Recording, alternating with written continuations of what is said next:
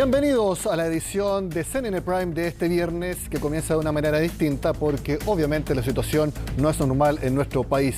Toda la atención de las autoridades, de nosotros los medios de comunicación y también de las personas tiene que estar en los enormes, voraces incendios que están azotando la zona centro-sur de nuestro país. Sigue en alerta roja las regiones de Ñuble, Biobío y la Araucanía. Eventualmente Maule se puede sumar a esta condición. El estado de excepción de catástrofe está decretado en las regiones de Ñuble y del Biobío. Ñuble desde anoche, Biobío desde hoy temprano. Son más de 20.000 hectáreas quemadas ya en 3 días en la zona. Según lo dijo recién el presidente Gabriel Boric, 191 incendios activos, de los cuales 45 en combate. De estos incendios, 18 en alerta roja, es decir, con posibilidad concreta de que se quemen más viviendas, y 5 en alerta amarilla. También debemos lamentar la muerte de 7 personas. 4 en Santa Juana, son 2 personas que iban en un auto y que, según la ministra del Interior, fueron alcanzados por el fuego y murieron quemadas. Otras 2 presumiblemente escapando de las llamas y que murieron en un accidente. Esas son 4 personas en Santa Juana. También hay que lamentar la muerte de una voluntaria de bomberos que también tuvo un accidente combatiendo estos incendios. Y también, más en la tarde, se conoció la muerte de 2 personas que iban a bordo de un helicóptero, el cual capotó en la zona de Galvarino y que murieron. Por lo tanto, son 7 las personas que en una u otra circunstancia han muerto a causa de estos incendios. El presidente Gabriel Boric también señaló que se va a evaluar la posibilidad de destinar el 2% constitucional, que es el 2% del presupuesto público que se dedica a emergencias, y así lo va a evaluar. Pronto va a llegar un TEN-Tanker, que es un avión de grandes dimensiones para combatir estos incendios. Y esa es la actualización que tenemos en estos momentos. Obviamente vamos a seguir en todo CNN Prime contándoles lo que está pasando en la zona. Y queremos ahora conversar con el presidente de Corma, que es la Corporación de la Madera, el gremio forestal de nuestro país, Juan José Ugarte, porque también es el principal sector económico que se ha visto perjudicado por esta tragedia. Juan José, muchas gracias por conversar con CNN Prime. Muy buenas noches. Muy buenas noches, Nicolás. Y mucho más allá de estar perjudicados por un aspecto económico, estamos de luto. Como tú muy bien has resumido, 7 personas, 7 vecinos de las regiones forestales fallecidos en el día de hoy. 4 vecinos rurales de Santa Juana, una funcionaria de bomberos, un piloto y mecánico de helicóptero que estaban combatiendo incendios por CONAF Araucanía. Entonces, partimos con este gran duelo, con este gran dolor. Y al mismo tiempo, Nicolás, señalar que en 3 días se han quemado más de 50.000 hectáreas, que en un año, comillas, normal, podríamos decir que es una superficie que se podría, en esta región, ser consumida por las llamas. Es decir, en 3 días se quemó lo de un año, con un balance de 7 personas fallecidas. Tenemos que detener esto, tenemos que parar los incendios. Recordemos que el 99% de los incendios son por causa humana. Hay una persona detrás de los incendios, ya sea por negligencia o por intencionalidad.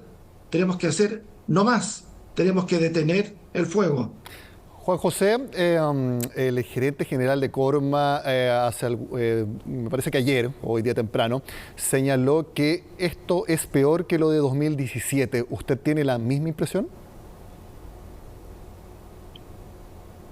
Condiciones meteorológicas, estas olas de temperatura, hoy día tuvimos el récord histórico registrado en la ciudad de Chillán. Nunca en la historia de la meteorología del país hemos tenido temperaturas de estas características, y por lo tanto las condiciones de clima, el entorno, se igualan a la que teníamos el 2017 en la tormenta de fuego.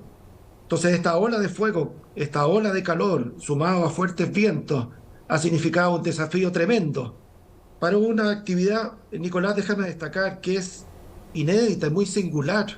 a nivel nacional y a nivel internacional. Este es un esfuerzo colaborativo, primero liderado por la CONAF y el Ministerio de Agricultura, que acompaña hombro a hombro, espalda con espalda, el sector privado. CONAF coloca 63 aeronaves, las empresas forestales 60 aeronaves, CONAF coloca 2.400 brigadistas, nosotros colocamos 3.200 brigadistas, las empresas colocan 240 puntos de detección y más de 2.000 trabajadores silvícolas recorriendo los terrenos, las superficies, para poder proteger a nuestros vecinos de lo que significa el flagelo de los incendios. Entonces creo que es un asunto a destacar, este trabajo público-privado, pero que estamos hoy día siendo desafiados con un nivel de ocurrencia, esto es decir, de inicios de incendio, el número de ocurrencias de incendios. El presidente hablaba de 200 en un día. Nunca habíamos tenido un volumen de incendios simultáneos producido, te recuerdo, por manos humanas, digamos esto, en esta tan extensa zona de nuestro país, desde el Maule hasta la Araucanía. Entre todos, como chilenos, tenemos que decir alto al fuego. De la información que usted maneja en estos momentos, la emergencia sigue intensificándose, ya está en un pic y eventualmente podría ir bajando. ¿Cuál es la evaluación que usted puede hacer en torno a la información que le informan, obviamente, los integrantes de CORMA, pero también la conexión que tiene con las autoridades? En definitiva, ¿en qué momento estamos de esta catástrofe? Estamos en el plató crítico, Nicolás. Es decir, el día de ayer, el día de hoy, el día de mañana, estamos con un volumen de incendio, con una superficie de avance para que los telespectadores puedan aquilatar esto. Un incendio, el mejor es el que no se produce, pero cuando se inicia, tenemos los primeros 20 minutos críticos para llegar al foco del incendio y extinguirlo. De ahí para adelante cada vez más complejo. Estamos hablando de incendios entonces que tienen 24 o 48 horas de extensión. El incendio de Santa Juana, de la comuna de Santa Juana, ya está alcanzando las 30.000 hectáreas en una sola comuna de nuestro país. Por lo tanto, el de contener, combatir, contener y finalmente extinguir ese fuego significa un trabajo de toda la noche, de todo el día de mañana, con todas las capacidades desplegadas, tanto el sector público como el mundo privado, para poder contener ese incendio. La parte positiva es que las temperaturas tienden a bajar en los próximos días, sábado, domingo, lunes. Disminuye el viento. El viento ha provocado velocidades, el viento ha provocado que los incendios corran hasta 50 kilómetros de avance del frente de incendio en un solo día. Situaciones con un viento entonces más calmo y con menores temperaturas, abocándonos a las cabezas del incendio, no provocando más incendios, que era un dato fundamental para poder contenerlo. Esperamos que a inicio de la próxima semana podamos entregar buenas noticias al país. Temprano en la tarde, el presidente Gabriel Boric dijo que se sospecha de que estos incendios estarían originados por quemas no autorizadas, tanto agrícolas como de basura. ¿Ustedes tienen la misma información, la misma hipótesis de que esos serían los orígenes? O sea, primer dato, el 99% es casi un eufemismo, podemos decir, todos los incendios son por causa humana. Sí. Aquí no hay tormentas de rayos como en California, no hay situaciones, digamos, cierto, distintas que provoquen la naturaleza, sino que son por causa humana. La estadística nos dice que el 40% de los incendios en Chile son intencionales y el 60% son por negligencia. Negligencia como las que describe, microbasurales, quemas ilegales, trabajo con soldaduras metálicas o con galletas que levantan chispas. Por lo mismo, tanto la SNA como CORMA hicieron una convocatoria a todos sus asociados para que detuvieran las faenas agrícolas y forestales desde hace 3 días hasta la fecha, para que por accidentes de mala utilización de maquinaria o maquinaria en mal nivel de mantención no fueran focos de inicio de los incendios. Por lo tanto, totalmente plausible la hipótesis que plantea el presidente para un grupo de incendios que hayan sido productos de tomas ilegales o de quema de basura. También la interfaz con estas parcelas de agrado, digamos, esto y un uso irresponsable del fuego por parte de particulares. Y también hemos colocado denuncias en Fiscalía sobre origen intencional de incendio. Presentaron denuncias, pero ¿tienen ustedes antecedentes? Porque yo recuerdo en 2017 que habían imágenes de personas prendiendo chispas y también de incendios que comenzaban en 5 lugares o 4 lugares distintos al mismo tiempo. Yo hasta ahora no he escuchado o no he visto ni he leído que se tenga información de que haya clara intencionalidad. Entonces, por eso le pregunto, quizás ustedes sí tienen información o simplemente presentan esta acción como algo automático que ustedes hacen. No, no, no. O sea, creo que en esto hay que ser absolutamente responsable. O sea, cuando se lleva, digamos, ¿cierto?, a fiscalía un caso, es porque se llevan pruebas que justifican la hipótesis de que el incendio ha sido intencional. Ah, Que es distinto, Nicolás, que dar con el culpable.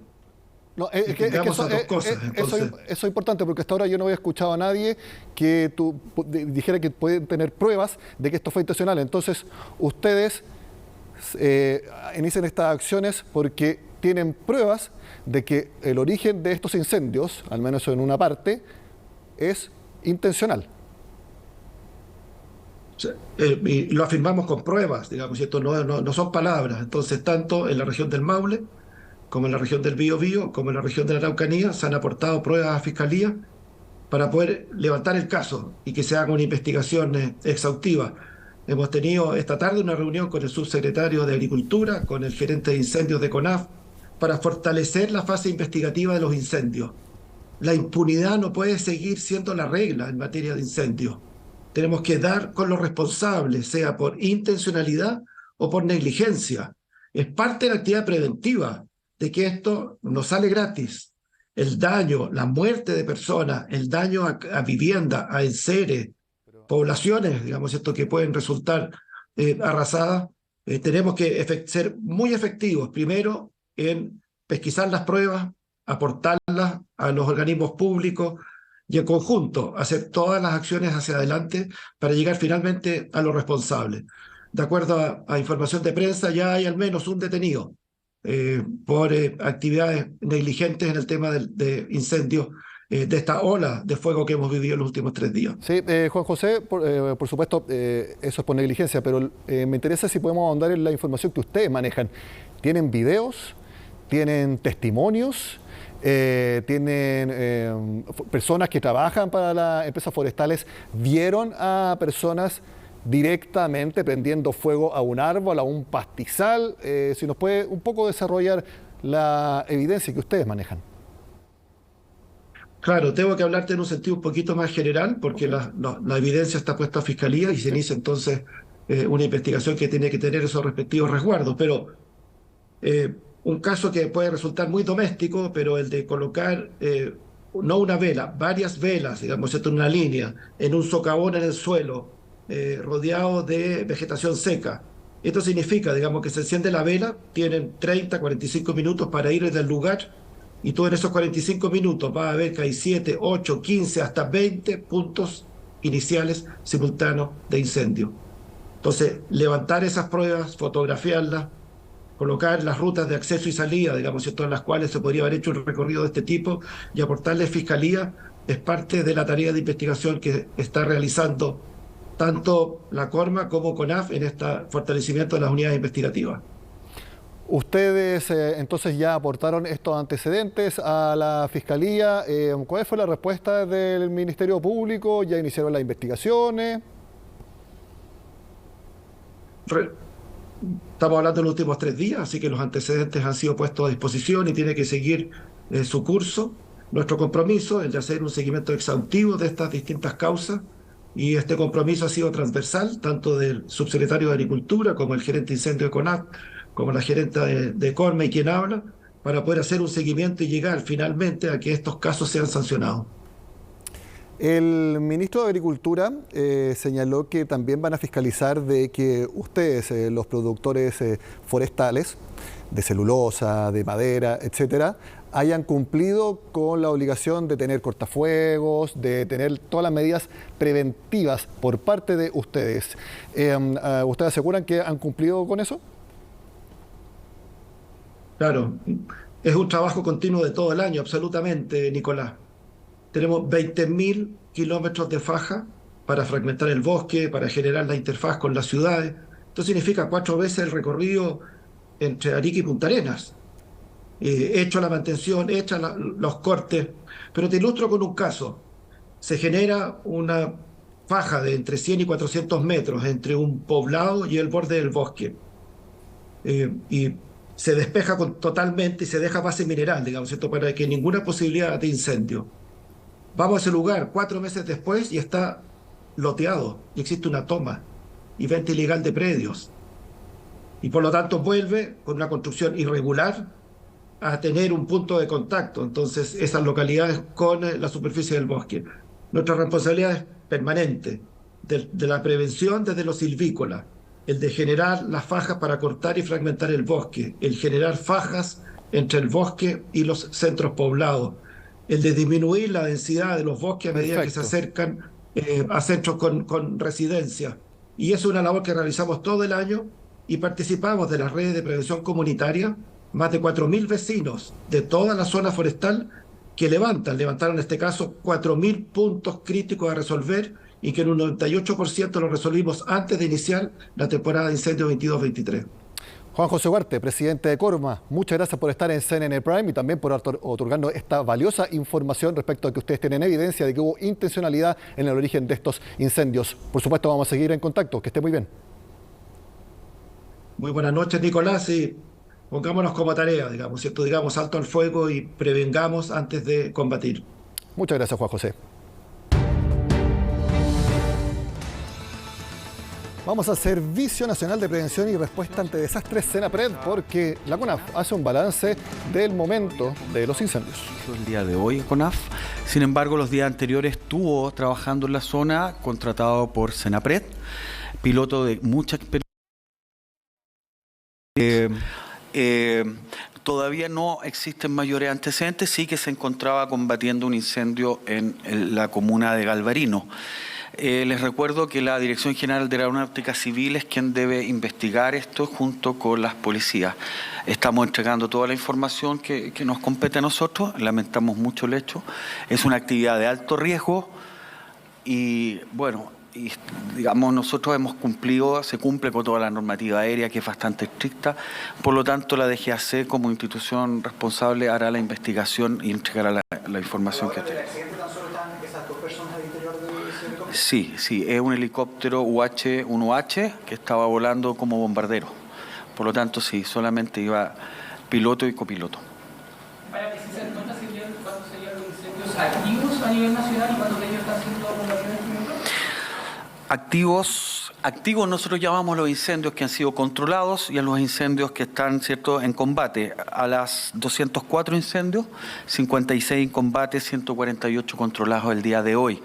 Esta es una información muy dinámica. Lamentablemente va en alza la cantidad de incendios y, bueno, producto de la irresponsabilidad de las personas.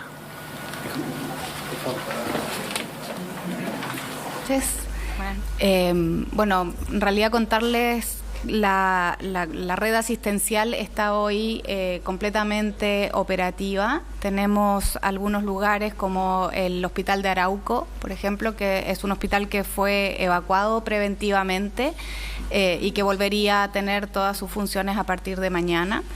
El hospital de Purén es un hospital que se está evacuando en este momento, donde están evacuando 14 pacientes, un hospital de baja complejidad, por lo tanto tenía ya una carga de pacientes reducidas.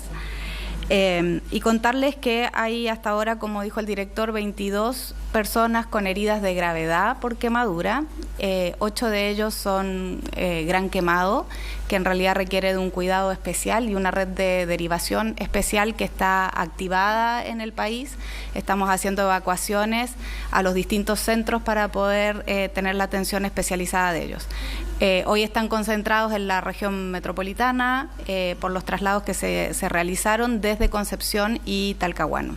Consultarle respecto al estado que se encuentran distintos centros asistenciales de ese punto, si se ha visto comprometido a partir también de lo que ocurrió en Arauco, se ha visto también la posibilidad de generar algunas medidas especiales en esas zonas. Como les comentaba, el hospital de Purén es un hospital de baja complejidad que está en evacuación en este momento, junto con toda la zona urbana que lo rodea.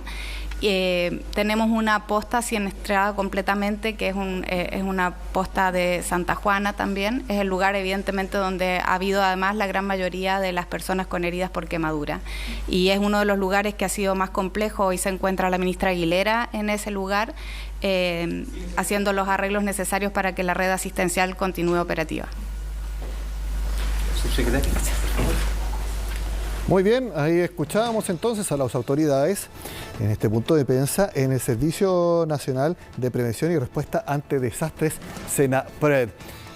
Vamos a ir inmediatamente con Daniela González, que está en Chillán, el lugar donde hace algunos instantes habló el presidente de la República, Gabriel Boric. Daniela, te vemos en pantalla. Muy buenas noches.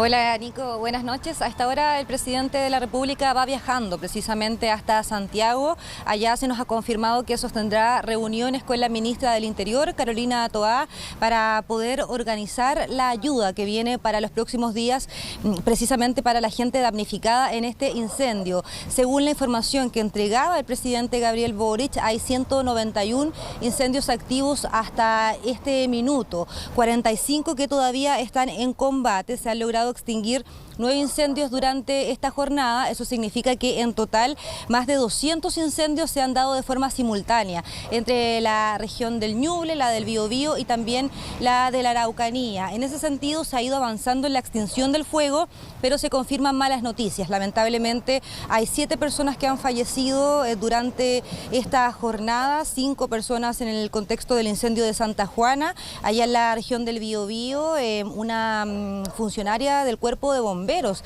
precisamente de esa zona, una situación que el presidente lamentaba, y además se suma la lamentable y trágica muerte de 2 brigadistas, personas que estaban prestando servicios, volando más bien aeronaves en la extinción del incendio de la Araucanía, precisamente en la comuna de Galvarino. Es un piloto quien fallece junto a su mecánico.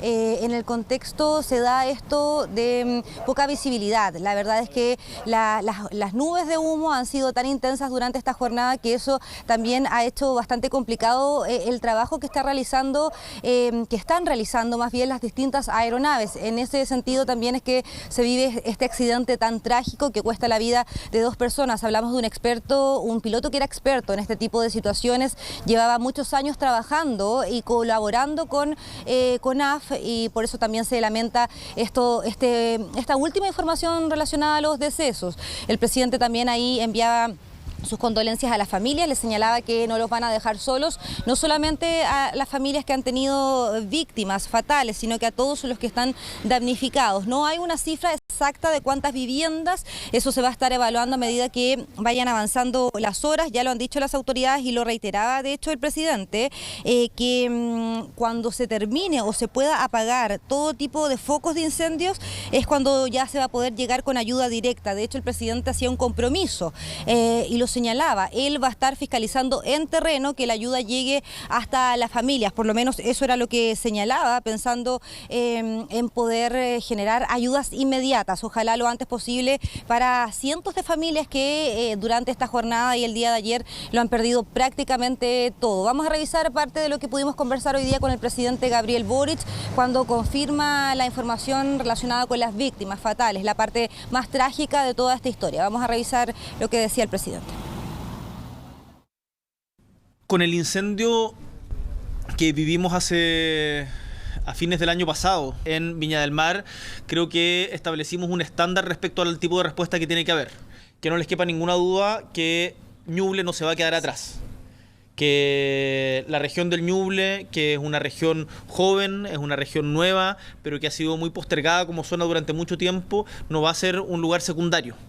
Y que todos los estándares que hemos establecido para enfrentar catástrofes en otros lugares del país se van a aplicar con todo el rigor también en la región del Ñuble. Bueno, ahí la respuesta del presidente cuando los medios regionales se le preguntaban cuál va a ser el accionar para los próximos días, y esa era la respuesta del mandatario, que se va a tener que catastrar primero a las viviendas, apagar los focos de incendio, que es lo principal en este momento. Para eso existen albergues en una medida urgente para poder ayudar a las familias de forma inmediata, pero a medida que vayan avanzando los días también va a llegar más ayuda, por lo menos ese era el compromiso que señalaba el gobierno en voz del mandatario, por supuesto. Han habido críticas durante esta jornada de algunos alcaldes. Allá en Santa Julia, en Biobío, en la región del Biobío, un incendio muy intenso, muy extremo que se ha vivido durante toda esta jornada, donde también lamentablemente se informan estos 5 fallecimientos en el contexto de incendios forestales. La alcaldesa de esa zona emitió algunos comentarios donde señalaba que se sentían solos, que el gobierno de cierta forma estaba dejando solas a estas comunas que son más pequeñas. De hecho, hacía una analogía con las comunas de Santiago. Ella pensaba que se estaba llegando más rápido, o que si esto pasara en la gran capital se llegaría mucho más rápido que a ellos precisamente. En ese sentido, le preguntamos al presidente y él dijo que se comunicó directamente con la alcaldesa Ana Albornoz, que tuvieron una conversación fluida, que intentó también conversar con ella cómo poder llegar con ayuda inmediata para esa zona que está bien afectada, así que ahí también señalaba que eso disminuye un poco la polémica y las declaraciones de algunos alcaldes que han criticado al gobierno respecto a la rapidez de acción para este incendio, pero él señalaba que ha habido comunicación y en ese sentido también reiteraba la tranquilidad a los alcaldes, porque él señalaba que se va a llegar con las ayudas a medida que se vaya también evaluando cuáles son las comunas que necesitan principalmente ayuda en primera instancia. Vamos a revisar lo que señalaba el presidente respecto a este tema. Hablé personalmente con la alcaldesa de Santa Juana, con Ana. Efectivamente, en su comuna se está viviendo una situación tremendamente compleja y ante situaciones tan difíciles, por supuesto, que se demanda toda la ayuda que sea posible. Yo me comprometí y conversé directamente con el almirante Keitel para que justamente le dé también prioridad en función también de los análisis que tienen a la comuna de Santa Juana. Por lo tanto, la alcaldesa puede tener la certeza que no va a estar sola. Yo me comuniqué con ella, di las instrucciones necesarias también a la delegada para que estén en permanente contacto y que haya apoyo, y por sobre todo que se desplieguen las fuerzas allá, porque efectivamente han habido personas fallecidas y queremos evitar que eso siga sucediendo. Claro, y el trabajo que se está realizando es precisamente enfocado en la región del Biobío, que hoy día tiene la mayor cantidad de focos activos. La región del Ñuble todavía tiene varios incendios que tienen probabilidad de expandirse durante las próximas horas. Por eso también es que estamos viviendo un estado de excepción constitucional, un estado de catástrofe que permite disponer de mejores y de más recursos para atacar estos incendios. Sin embargo, pensando el nivel de la tragedia que se está viviendo, también se le consultaba al presidente si existía la posibilidad de utilizar este 2% constitucional. Recordemos que esto es un mecanismo que pueden usar desde el Ejecutivo en casos de calamidad pública para utilizar pagos que no están autorizados por ley, utilizar ese dinero precisamente para ir en ayuda inmediata de situaciones como la que estamos viviendo. El presidente, para generar una idea para mostrar más bien la idea de lo que nos señalaba también que el estado de catástrofe hoy día es lo que está ayudando en ese contexto, pero él decía que en caso de que esto siguiese avanzando y la situación se viese aún más grave para las próximas jornadas, no dudarían en tomar esta decisión, pensando que es un mecanismo que se ha usado, por ejemplo, para el Transantiago hace muchos años y para la emergencia del COVID-19. Él decía, si las condiciones se dan, no vamos a dudar en utilizar todo tipo de mecanismos que puedan ayudar a las familias. Vamos a revisar eso. Yo decidí el día de ayer, en la noche, lo conversamos con algunos de ustedes, decretar estado de catástrofe. Y eso ya permite una agilidad mayor en el uso de los recursos. Si es necesario, se va a hacer. Que no les quepa ninguna duda que todos los recursos van a estar a disposición para ayudar a las víctimas, a las familias, para combatir el incendio. Ahora, esto no se soluciona poniendo chorreras de plata encima. Hay que hacerlo de manera coordinada, hay que hacerlo de manera responsable, no entorpeciéndose, no pisándose entre unos y otros. Acá no nos puede ganar tampoco la ansiedad. Bueno, y respecto a lo último que señalaba el presidente, también mencionaba la necesidad de las autoridades de estar presentes en la primera instancia, cuando la emergencia es urgente. Sin embargo, el traslado que va a hacer el presidente a Santiago tiene que ver con la organización para que los brigadistas, para que los bomberos puedan trabajar acá y después los distintos ministerios puedan organizar las ayudas, más que estar siempre en terreno pensando en que también muchas veces eso dificulta la labor de los bomberos. Aquí las autoridades hicieron un sobrevuelo, no solamente de la región del Ñuble, también de la región del Biobío, y el presidente decía la situación es muy crítica. Eso es lo que se ve por lo menos desde el aire. Hay muchos focos que gráficamente se pueden ver precisamente volando en un helicóptero, y por eso también es que tienen tanta intención de poder seguir avanzando en la extinción total de este incendio. Eso es lo que se pretende para las próximas horas, idealmente, principalmente también porque preocupa la cantidad de vidas que ha costado este siniestro. Ya son 7, yo se lo señalaba al comienzo de este despacho, se han confirmado 2 personas en las últimas horas. El ministro de Agricultura, de hecho, Esteban Valenzuela, nos daba a conocer esa información antes de que llegara el presidente, cuando estábamos esperándolos, que se les había confirmado también a ellos como ministerio esta información. Se trata de un piloto de nacionalidad boliviana que estaba prestando su ayuda. Trabajaba hace muchos años él en el combate de incendios, tenía una colaboración constante con CONAF, precisamente para los incendios forestales que se dan en Chile, principalmente en la época estival, y la otra persona sería su mecánico. Todavía hay que ver bien la identificación, los nombres de estas personas, pero es una situación que se confirma ahora en las últimas horas y que se suma a las 5 personas también que fallecieron en la región del Biobío. Vamos a revisar lo que conversamos con el ministro de Agricultura, confirmando esta lamentable noticia. Ahora tenemos la información y se tiene que investigar las causas del capotaje de un helicóptero cuyo piloto era don Julio Palacio, un experto boliviano con muchos años de experiencia en aeronáutica y en combate de incendios. Y esto fue en Galvarino y está por comprobarse la identidad de quién era su mecánico que lo estaba acompañando en ese momento. Las humaredas y las cortinas de humo son muy grandes, entonces ellos aman un trabajo tan arriesgado y buscan detener los incendios. Entonces, no aventuremos, hay un nivel de riesgo.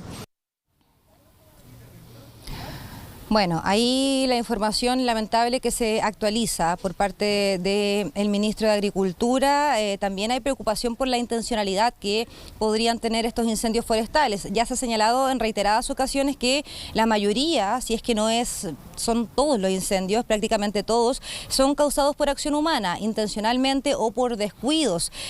Por eso también se extrema el llamado a ser sumamente cuidadosos en el contexto que se está dando en estas 4 regiones del sur de nuestro país. Hay mucho calor, hay mucho viento, poca humedad, y esas son las condiciones perfectas para que el fuego pueda avanzar. Por eso también es que se le hace un llamado a las personas, si es que ven situaciones sospechosas, llamar al número de CONAF 130, nos decían desde acá, desde la dirección de CONAF, de hecho, que están totalmente preparados para poder disponer de sus equipos en los sectores que se necesite inmediatamente, y por eso es tan importante que la gente pueda denunciar situaciones de este tipo, porque hay intencionalidad demostrada en algunos sectores. Por ejemplo, en la región del Biobío, una persona ha resultado detenida por haber hecho trabajos que efectivamente eso lo confirman las autoridades, un hombre de 35 años que a raíz de estos trabajos realizados, soldando más bien, provoca un incendio que quema más de 50 hectáreas en la región del Biobío. Se extiende también el llamado a evitar, o más bien está prohibido hacer faenas agrícolas durante estas jornadas, durante estas semanas, así lo ha señalado el ministro de Agricultura, también el presidente, porque señalaba que se han visto personas trabajando en temas como la soldadura, por ejemplo, aún cuando se ha hecho el llamado y se ha reiterado en varias oportunidades que eso está totalmente prohibido, sobre todo pensando en las temperaturas y en el fuerte viento. El fiscal nacional se refirió a este tema, a la responsabilidad, a la intencionalidad que podría existir de algunas personas detrás de estos incendios forestales. Vamos a revisar. Pudimos coordinar una reunión en la que participaron los fiscales regionales o los fiscales a cargo de las diligencias de las regiones de Biobío y del Maule, y además participaron en ella los fiscales de O'Higgins, de la Araucanía y de Los Ríos, con el propósito de definir y compartir criterios para la investigación de estos incendios. Se nos reportó que ya existen 2 detenidos en 2 lugares distintos, 2 fiscalías regionales distintas. Nos reportaron también de las diligencias que están realizando. Esas fiscalías regionales, los fiscales adjuntos de sus jurisdicciones, son quienes tienen atribuciones para dirigir esas investigaciones y, por supuesto, cumplirán con las solicitudes que le hemos efectuado de mantenernos permanentemente informados. Por supuesto, les comprometimos todo el apoyo de la Fiscalía Nacional para el desarrollo de esas investigaciones. Bueno, en ese sentido también es que ha habido trabajo de las policías, la Policía de Investigaciones durante todas estas jornadas ha intentado también trabajar en los sitios del suceso para efectivamente ver cómo comenzaron los incendios. Es importante mencionar que el viento es tan fuerte en estas jornadas que un pequeño foco hace que se expanda con mucha rapidez, por ende un foco o una parte donde se inició el incendio puede significar que se quemen muchas hectáreas. Hasta ahora las autoridades han confirmado, el mismo presidente Boric nos señalaba y nos confirmaba que son 20.000 hectáreas ya las que están consumidas por el fuego en la región en la que estamos nosotros, en la región del Ñuble, así que la situación es bastante preocupante, sobre todo pensando en los damnificados. Extiendo el llamado también a poder revisar las páginas web de los municipios, de los distintos, desde las distintas comunas de Chillán o de Chillán Viejo, de Quillón, de Coelemu, entre otras, porque ahí se está organizando la ayuda, dónde se puede ir a dejar ayuda, qué ayuda se necesita específicamente. No es conveniente llegar y llevar cualquier cosa para donar. Ahí está bien organizado lo que requiere la gente en primera instancia, también los animales que han resultado dañados con este incendio. Principalmente la ayuda está enfocada en este tema urgente, ahora en las próximas horas, para los adultos mayores y para los niños, principalmente las guaguas más pequeñas que necesitan pañales, por ejemplo. El agua también es necesaria, pero por eso también es importante poder ver las páginas web de los municipios. Ahí está bastante claro todo lo que se necesita. Nosotros también, Nico, vamos a intentar recorrer algunos puntos de albergue, algunos centros de acopio también, donde ya se está organizando harta ayuda, por lo menos para los vecinos del sector de Chillán y de Chillán Viejo, que ha tenido bastante afectación por las llamas y este incendio forestal. Muy bien, Daniela, yo quiero compartir contigo y también con las personas que nos están viendo la información que hace poco actualizó el Senapred, porque ya no son 7 las personas fallecidas, lamentablemente, es casi el doble. 13 fallecidos producto de los incendios que afectan a las regiones del Ñuble, Biobío y también de la Araucanía. Así lo confirman las autoridades hace pocos minutos. Y junto, lamentablemente, a estas 13 personas fallecidas, también son 95 viviendas las que han resultado totalmente destruidas. Lamentablemente tenemos que actualizar esa información que eleva entonces la magnitud de esta catástrofe. También respecto a lo que decía Daniela sobre la intencionalidad, hace poco estuvimos conversando acá en CNN Prime con el presidente de Corma, Juan José Ugarte, que nos confirmó que ellos tenían pruebas de que varios orígenes de estos incendios fueron intencionales.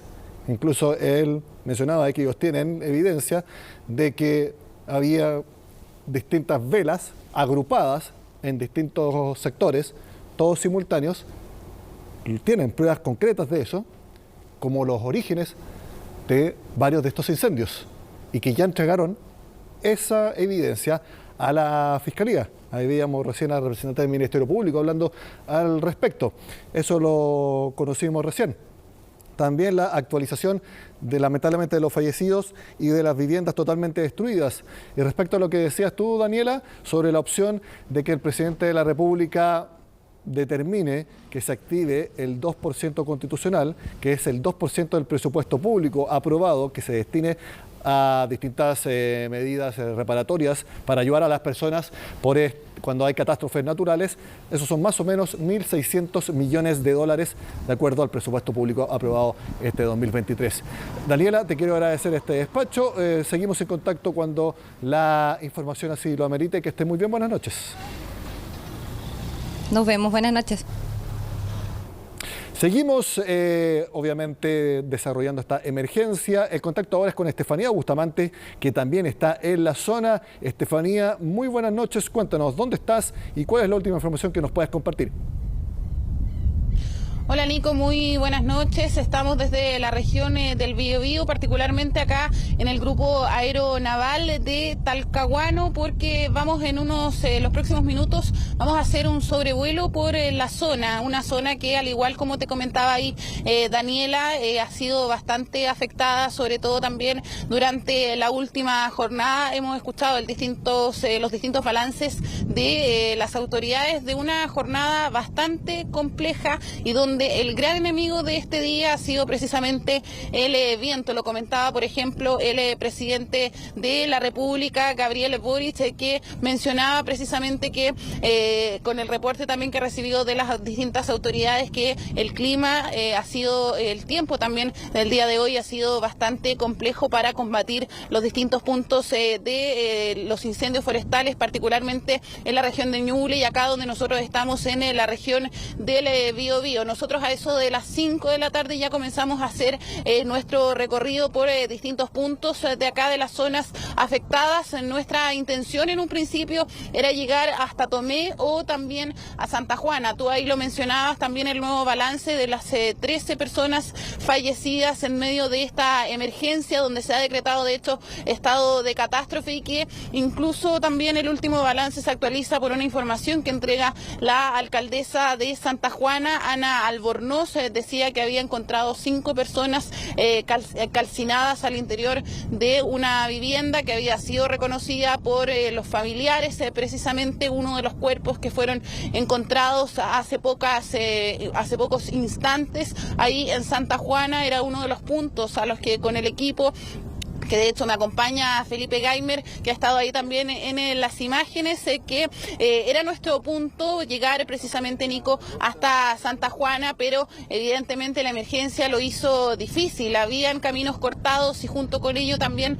nos encontrábamos distintas vecinas y vecinos que evidentemente estaban en una situación bastante difícil. Muchos ya pensaban, viendo también las imágenes del día anterior, que las llamas no iban a llegar hasta sus hogares, pero ante eso, de todas formas, hicieron un plan preventivo. Eso era lo que también escuchábamos, recabando distintos testimonios. Buscaban también durante la mañana, bien temprano, organizarse con vecinas y vecinos, organizarse también con familiares. Incluso algunos recibían ayuda de distintas personas que pasaban también por la zona, ofreciendo también ayuda en los distintos lugares que estuvimos durante esta jornada. Vamos a escuchar también parte de esos testimonios y luego seguimos comentando. Hay varios aserraderos quemados y está descontrolado el fuego en esa parte, estamos al sur, para la costa. ¿Ustedes iban a ver algún familiar? ¿Tienen su casa allá? No, tengo una construcción allá, voy a ver el trabajo, qué tal estaba. Hay una alternativa que está como a 5 kilómetros más hacia la cordillera y después hacia el norte. ¿Llegó la alarma para evacuar? No me ha llegado nada.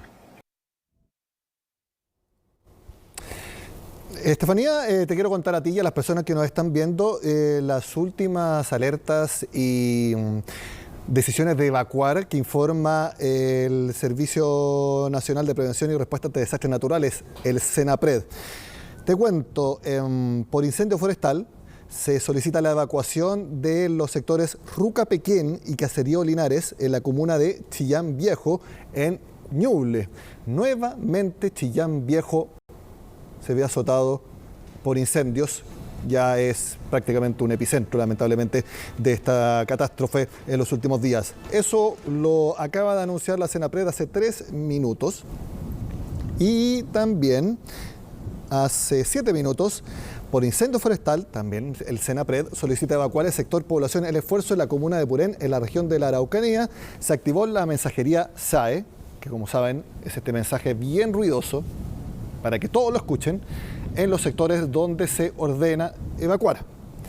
Esas son las últimas actualizaciones de los mensajes que ha enviado entonces la autoridad. Volvemos contigo, Estefanía, que nos estabas contando el recorrido que han hecho y justo antes de que hagas este sobrevuelo, me imagino en un helicóptero. Sí, eso va a ser ahí a eso de en unos 15 minutos más aproximadamente. Está programado entonces el sobrevuelo, va a ser probablemente también cerca de las 10 de la noche, pero Nico, con respecto a las mensajerías también se entregan, quizás no sé si en este momento me están escuchando, porque recordemos estamos aquí en el grupo aeronaval, por lo tanto hay movimiento también de las aeronaves, para que también lo tengan en consideración, pero con respecto a la mensajería SAE, Nico, es bien importante señalar algo, porque nosotros que estuvimos en terreno durante esta jornada, nos pasó a nuestro equipo, pero también a las personas con las que nos encontrábamos también en el camino, que no a todos les llegaba esta señal, este mensaje que tú decías que era ruidoso, no llegaba a todos los teléfonos. Y también había otro punto bien importante, que muchos también dejaban sus teléfonos en los vehículos y comenzaban también a ayudar a sus vecinos, a ir a buscar los muebles también. Vimos también varias de esas imágenes de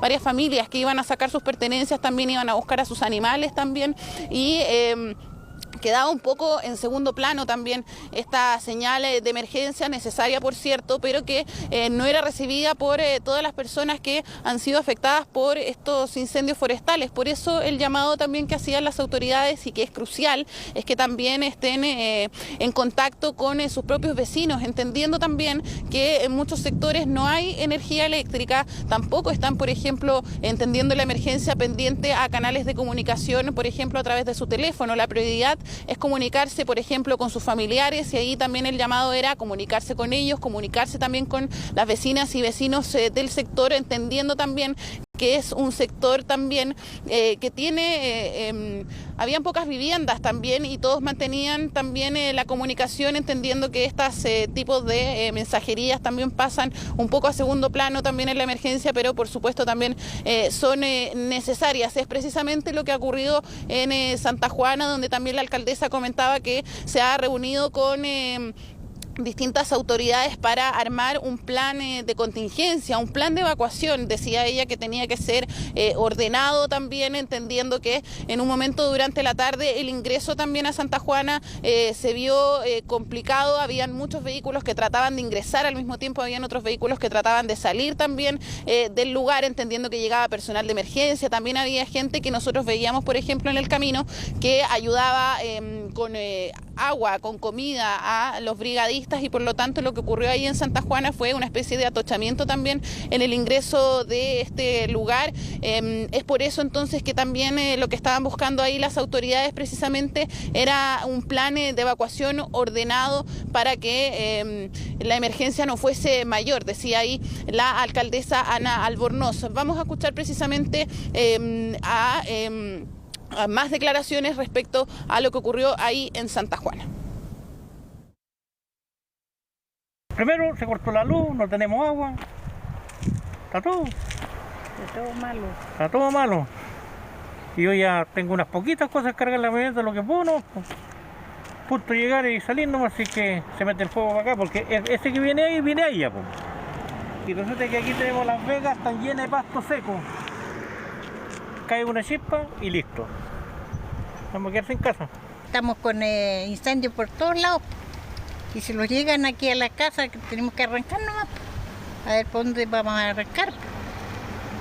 Así que no, si de ayer que estamos con puro incendio. Acá está cerca el fuego. Sí, sí está cerca ahí. Y acá igual.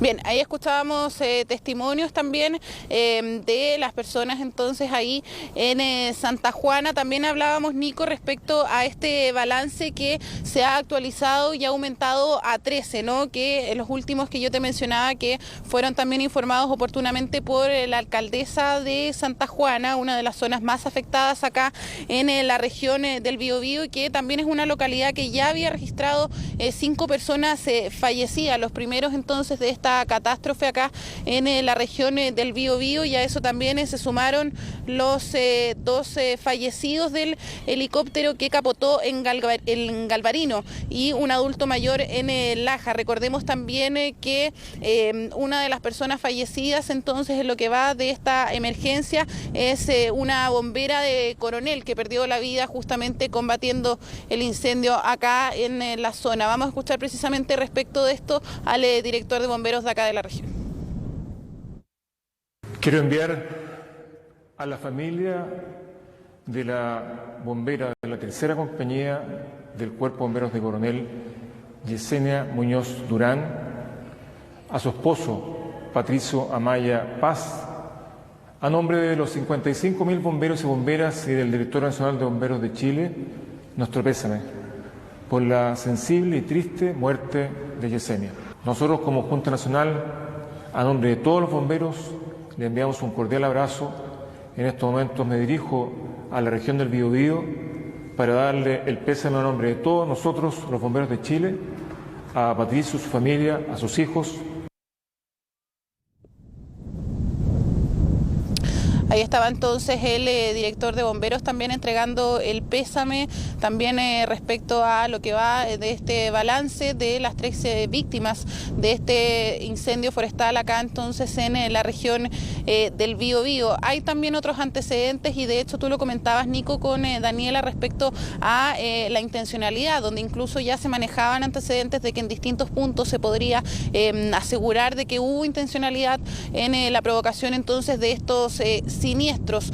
Por eso entonces es que el Juzgado de Garantía de Arauco decretó el arraigo nacional y firma quincenal del imputado por el incendio forestal de un soldador de 38 años que fue acusado de iniciar el incendio forestal en la comuna de Arauco, acá en la región del Biobío. Esto es según también antecedentes que manejan desde Carabineros. Fue una mujer la que reconoció haber contratado maestro para instalar un portón y que en medio de los trabajos habían unas chispas, habrían saltado entonces a los pastizales, y es por eso entonces que el juzgado decreta estas medidas contra este soldador, precisamente hablando de estos puntos donde podría asegurarse la intencionalidad, que es lo que han hablado también las autoridades. Vamos a escuchar también mayores antecedentes al respecto.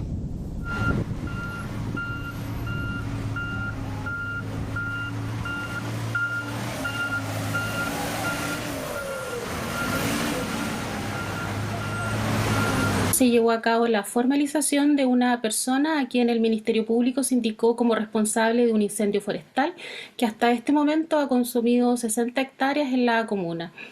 El hecho ocurrió mientras el imputado realizaba unos trabajos de soldadura en el sector Los Laureles de la comuna de Arauco. Producto de estos trabajos se generó una chispa que saltó a unos pastizales aledaños, lo que generó el incendio en dicho lugar.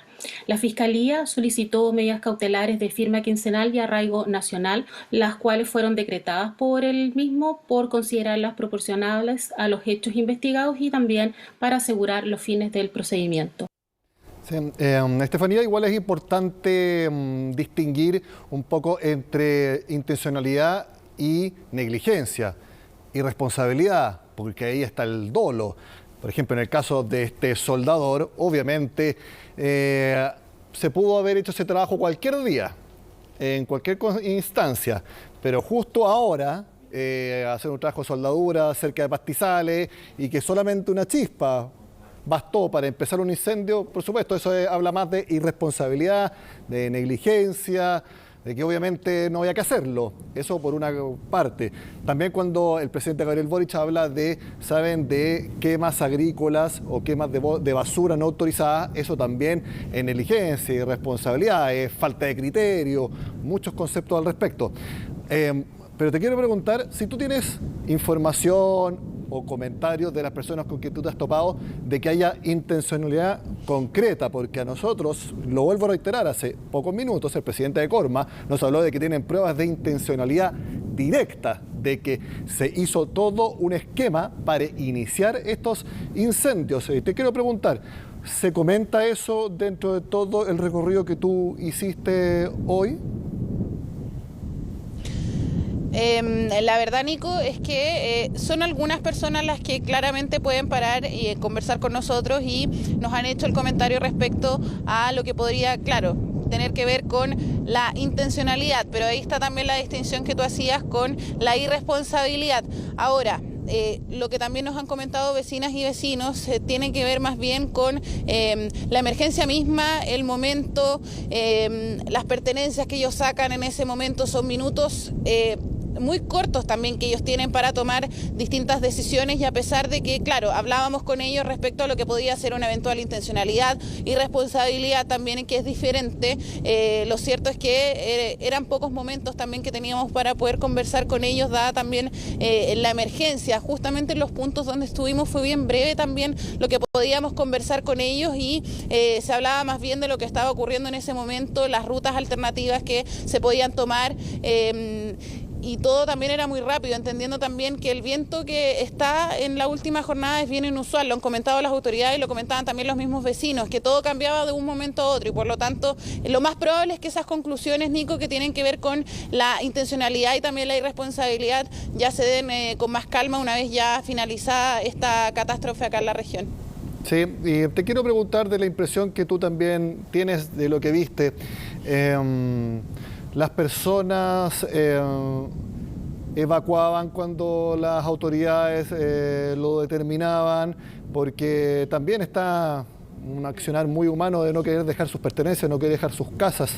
Te quiero preguntar ahí, ¿cómo lo que tú viste sobre esa decisión tan difícil que a veces tienen que tomar las personas, pero que a veces es inevitable?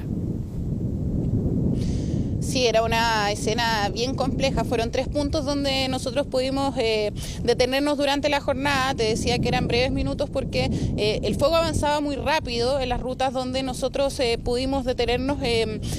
Había de todo un poco, Nico, porque habían personas que, como yo te decía al inicio de este despacho, no pensaban que el fuego iba a llegar hasta sus hogares, pero ante lo que podría ser, se habían planificado, por ejemplo, con algunos familiares para que ellos pudiesen evacuar más temprano, y se devolvían después a buscar sus cosas, a vaciar un poco su casa, a devolverse a buscar animales. Nos encontramos con incluso uno de estas personas que se devolvió a buscar a su gata, por ejemplo, pero que él ya tenía el plan de evacuación listo, y estaba también esta sensación de, bueno, lo material después se puede recuperar. Estaba este grupo de personas y que de hecho también se dedicaban a ayudar a los que no estaban tanto en esa postura, ¿no? Y que es completamente entendible, tú lo mencionabas, una decisión difícil, donde también cada minuto cuenta. Fueron escenas bastante difíciles de ver, porque había muchos que sonaba la alarma, la de mensajería,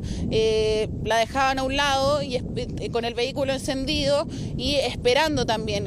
No querían abandonar sus hogares, y en algún momento también estábamos ahí reportándolo en vivo durante la tarde. Llegó una patrulla de carabineros y a través de un parlante estaban avisando precisamente que las personas abandonaran el lugar. Muchos estaban casi cerca de sus viviendas, que estaban incluso quemándose a metros de distancia, y se negaban precisamente a dejarlas. Eran unas imágenes bastante difíciles, porque también es una decisión que uno podría decir, y lo decía de hecho, por ejemplo, Carabineros, las casas se van a quemar igual, la vida humana es la que importa, decían, por ejemplo, a través de, hacían el llamado ahí a los vecinos tratando de sacarlos, pero era totalmente entendible que eran trabajos de años. Incluso hablamos con algunos que llevaban 25 años viviendo en ese lugar, y que para, por ejemplo, lo que fue el incendio de 2017 no afectó a sus casas, pero vivían desde entonces con ese miedo, y a pesar de que tenían planes, muchos no querían abandonar su hogar.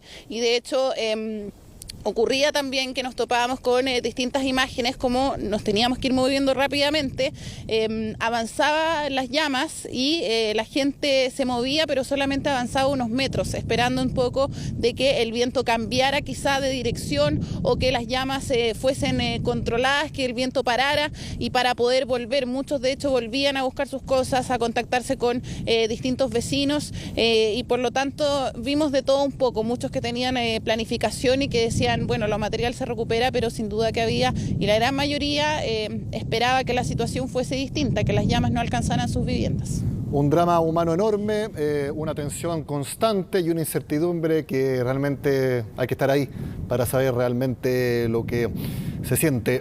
Estefanía, vamos a dejar hasta acá este contacto. Tú vas a hacer el sobrevuelo y apenas tengas imágenes, o incluso yo no sé si se podrá incluso transmitir en vivo. Bueno, vamos a verlo. Vamos a estar en contacto entonces cuando la situación lo amerite. Que esté muy bien. Buenas noches. Buenas noches, Nico. Nos vemos. Nos vemos. Bueno, en los últimos días la atención ha estado en Ñuble y el Biobío. Sin embargo, en las últimas horas también hay incendios con focos en la Araucanía y el Maule. Bueno, vamos a hablar con el gobernador de esta penúltima región de la Araucanía, el gobernador Luciano Rivas, para saber la situación en estos momentos. Ahí lo vemos en pantalla, gobernador. Muy buenas noches, gracias por hablar con CNN Prime. Muy buenas noches, Nicolás. Aquí estamos en la región muy complicados por la situación que estamos viviendo. Cuéntenos, ¿cuál es la información actualizada que nos puede compartir? Bueno, en el transcurso de la tarde se activaron varias comunas. Hasta mediodía estuvimos coordinados con los diferentes servicios. Era la comuna de Lumaco, la comuna de Purén y la comuna de Vilcún, y principalmente de Vilcún por el incendio al Parque Nacional Conguillío, las cuales estaban con mayores riesgos, Lumaco y Purén con riesgo de caza, pero hoy día en la tarde todo ha cambiado, la situación en Purén está absolutamente descontrolada. Lamentablemente se están evacuando muchos sectores a diferentes colegios. En Vilcún se quemaron alrededor de 7 casas, muy cercanas también al radio urbano. Galvarino está muy complicado, ya se quemó una escuela, galpones, casas, o sea, estamos en un tema terriblemente difícil hoy día como región de la Araucanía, una situación que durante la jornada de la tarde se activó de manera tremenda. Hoy día los esfuerzos y los focos están principalmente trabajándose en estas comunas de Mayeco, como le comentaba, que son Purén, Lumaco, Galvarino, que está en Cautín, pero estamos bajo una situación muy compleja, con una temperatura que estuvo muy, muy alta el día de hoy, con condiciones climáticas muy complicadas y lamentablemente con evacuaciones de personas que son bien complejas, porque también entendamos que estamos evacuando gente del sector rural, que tiene sus animales, que tienen que dejar parte de su vida, y lo cual obviamente es muy lamentable y muy complicado. Sí, y también lamentablemente supimos la noticia del piloto de helicóptero y el mecánico que lo acompañaba, cuya nave capotó y que murieron en Galvarino. Gobernador, ¿esas son las únicas 2 personas que han muerto de lo que usted tenga conocimiento? Esa es la información que tenemos. Estas 2 personas lamentablemente en la comuna de Galvarino. Aprovecho de enviar obviamente las condolencias a sus familias que estaban combatiendo en esta situación tan terrible de estos incendios, y es la información que lamentablemente tenemos de este terrible accidente también en la comuna de Galvarino, y como le decía, una comuna que está hoy día muy complicada por los incendios. Y aquí yo no puedo no decirlo, Nicolás, porque lamentablemente sabemos que el gran porcentaje de los incendios obviamente son por provocación de las personas. Aquí hay descuidos y muchas veces hay intencionalidades.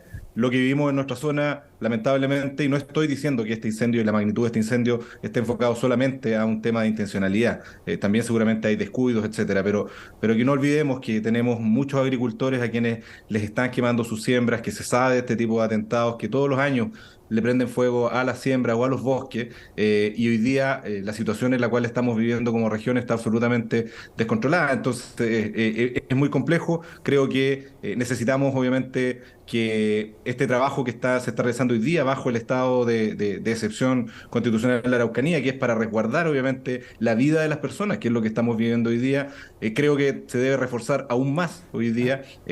Obviamente todas las manos sirven, el trabajo que están desarrollando los bomberos, la gente de CONAF, ¿cierto? Las Fuerzas Armadas, Carabineros se tienen que sumar, y yo creo que hoy día lo que no puede ocurrir es que hayan personas que intencionalmente estén causando tanto daño en nuestra zona. Tiene razón, la Araucanía está en estado de excepción por un motivo totalmente distinto. El hecho de que también hayan uniformados desplegados hace bastante tiempo, ¿eso ha podido ayudar, por ejemplo, en la evacuación de las personas? ¿Ha sido algo más ordenado? A ver, el rol que tienen hoy día las Fuerzas Armadas obviamente es un tema de control y de apoyo a las policías.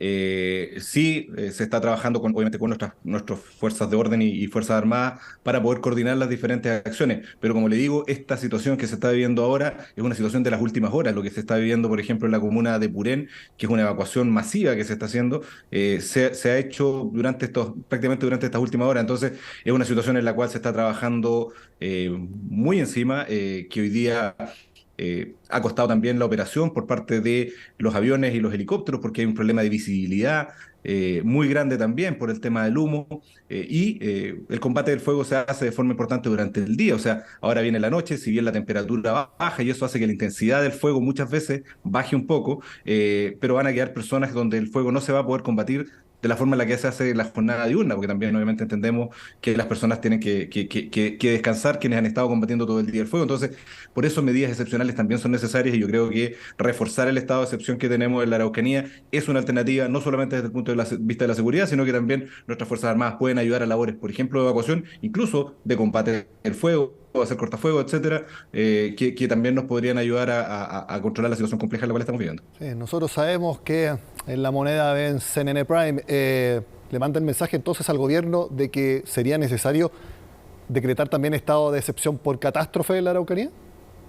De todas maneras, yo creo que hoy día la situación lo amerita, la situación que se está viviendo en las comunas, por ejemplo, reitero, Purén, Galvarino, Lumaco, Vilcún, son de la mayor gravedad. Entonces necesitamos medidas excepcionales y, como digo, reforzar el estado de excepción, ponerlo por estado de catástrofe, aumentar lo que se está haciendo hoy día en seguridad. Creo que es una alternativa para poder controlar la situación. Se nos vienen 2 días de temperaturas altísimas nuevamente, hemos tenido condiciones climáticas desfavorables, el viento ha estado muy muy fuerte, estamos nuestra región es una región que tiene una vocación agrícola, forestal, estamos en pleno periodo de cosechas de nuestros agricultores, donde los pastizales obviamente están secos por una cosa normal de la fecha, y también necesitan obviamente poder terminar con sus cosechas. Entonces, hoy día lo principal es resguardar la vida de las personas, lo principal es resguardar sus enseres, sus casas, sus viviendas, por supuesto, pero también tenemos que lograr dar las condiciones para que esta región siga funcionando. Estamos en una emergencia y para las emergencias necesitamos temas excepcionales, por eso también el llamado es al gobierno a poder reforzar